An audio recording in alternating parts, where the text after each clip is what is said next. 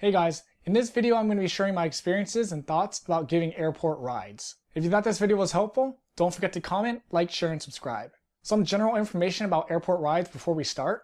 TNCs, or transportation network companies like Lyft and Uber, are only allowed to pick up passengers from certain areas of the airport. And that's assuming you can pick up from your local airport at all. Check Uber and Lyft's website for more information on your local airports. At least here in the Bay Area, you also need a placard when picking up people from SFO or Oakland or San Jose. Lyft and Uber should send you this placard once you're cleared to drive. So the question of the day, are airport rides worth it? For me personally, I don't camp out at the airport parking lots and wait for rides. Time is money, and the SFO lot is always packed with cars and people just waiting around not doing anything. Every time I check the queue for SFO, and this is just for Lyft, it's usually at least 50 drivers in queue, and usually it's over 100. You will spend at least 30 minutes waiting in that lot, but probably even longer. So why waste 30 minutes of your time just sitting there not doing anything when you could be using that time to pick up passengers and make money? Now I understand the payoff is supposed to be a longer ride, but that's not always the case. You could wait an hour and then get a ride where the passenger lives like 5 miles away. Good job, you probably just wasted about an hour and a half start to finish for like a $10 fare.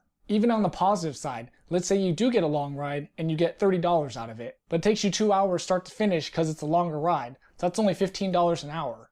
You can do better than that. Let's not forget, that's only one ride. If you were to spend that time giving multiple rides, it could have bigger implications, like power bonuses, streak bonuses, or any other type of bonus that's associated with quantity of rides. I firmly believe that if you want to make a living being a rideshare driver, you have to hit as many bonuses as you can and treat your rideshare platform as a full-on business rather than just being a simple taxi driver. So for me, waiting in the lot is not worth it, considering I only drive on the weekends, mostly on Sundays. Usually what happens for me is I'll be driving around and then I'll get an airport ride. This is how I can make a good chunk of change. No problem, I'll take that person to the airport.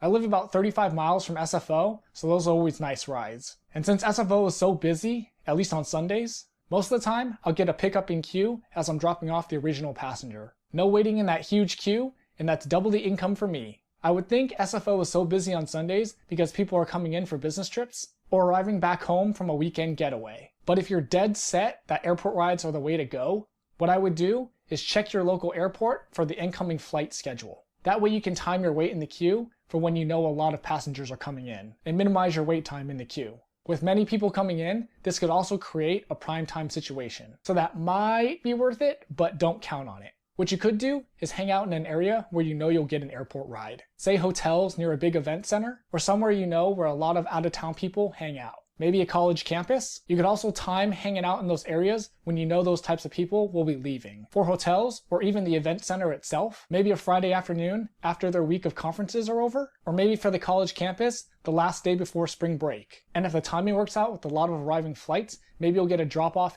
and a pickup, just like me. Cha-ching! Double the money right there. So my final thought on this topic is, I don't think it's worth it to just sit around and do just airport rides, assuming that there's supposed to be a longer distance. I feel like you're wasting a lot of time just sitting there, waiting. What I like to do is integrate airport rides with driving around normal passengers. That way you're not straight up wasting time, and if you get an airport ride, you didn't waste the time waiting for it. And this gives you an opportunity for a bang bang play for a pickup as well, instead of just a one-way pickup. So that's my best advice on if airport rides are worth it. If you thought this video was helpful, don't forget to comment, like, share, and subscribe, and thanks for watching.